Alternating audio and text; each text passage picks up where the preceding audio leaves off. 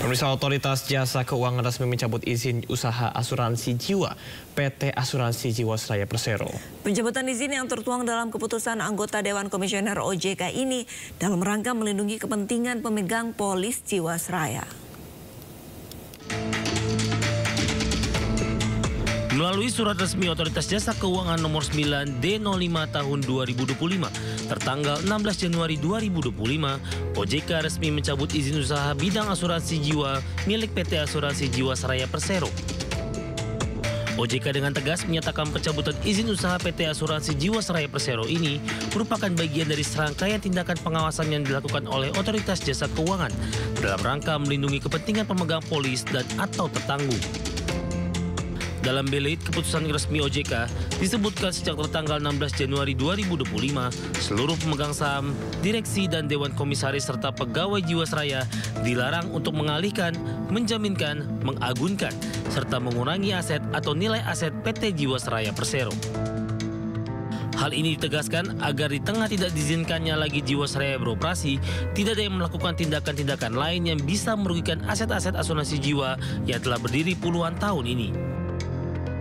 Selain itu, Otoritas Jasa Keuangan juga meminta agar PT Asuransi Jiwasraya Persero dilarang melakukan kegiatan usaha di bidang asuransi jiwa, serta diwajibkan untuk melakukan penghentian seluruh kegiatan usaha, baik di kantor pusat maupun kantor di luar kantor pusat Jiwasraya. Selain itu, OJK juga mewajibkan Jiwasraya menyelenggarakan rapat umum pemegang saham paling lambat 30 hari sejak tanggal dicabutnya izin usaha untuk memutuskan pembubaran badan hukum PT Asuransi Jiwasraya Persero. Selanjutnya, OJK meminta kepada pemegang saham, direksi, dewan komisaris, dan pegawai PT Asuransi Jiwasraya Persero wajib memberikan data, informasi, dan dokumen yang diperlukan oleh tim likuidasi serta dilarang menghambat proses likuidasi yang dilakukan oleh tim likuidasi.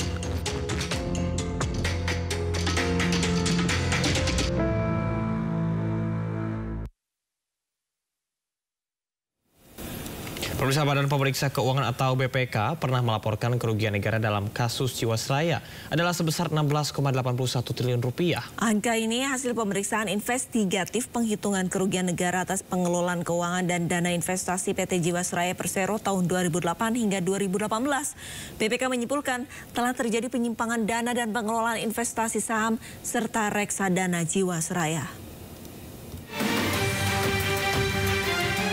Berdasarkan pemeriksaan, Badan Pemeriksa Keuangan menyimpulkan adanya penyimpangan oleh pihak-pihak terkait atas proses perencanaan dan pelaksanaan pengelolaan investasi saham dan reksadana di PT Asuransi Jiwasraya Persero. BPK melaporkan kerugian negara dalam kasus Jiwasraya sebesar 16,81 triliun rupiah yang ditimbulkan oleh penyimpangan dana dan pengelolaan investasi saham dan reksadana.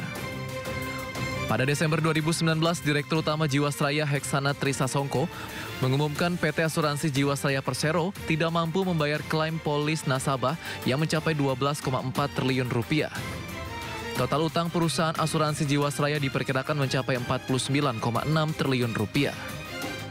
Diputuskan ketidakmampuan Jiwasraya membayar klaim polis nasabah diakibatkan oleh keputusan direksi yang tidak hati-hati dalam membuat produk asuransi dan lemahnya standar protokol dalam menginvestasikan dana nasabah. Kasus Jiwasraya ini pun diserahkan ke Kejaksaan Agung pada Maret 2020 silam. Gagal bayar polis Jiwasraya kepada nasabah yang menimbulkan gagal bayar terjadi akibat mismatch bunga dan mismatch jangka waktu, di mana ketidakcocokan pertama terjadi dalam produk Jiwasraya yang bernama GS Saving Plan Jiwasraya.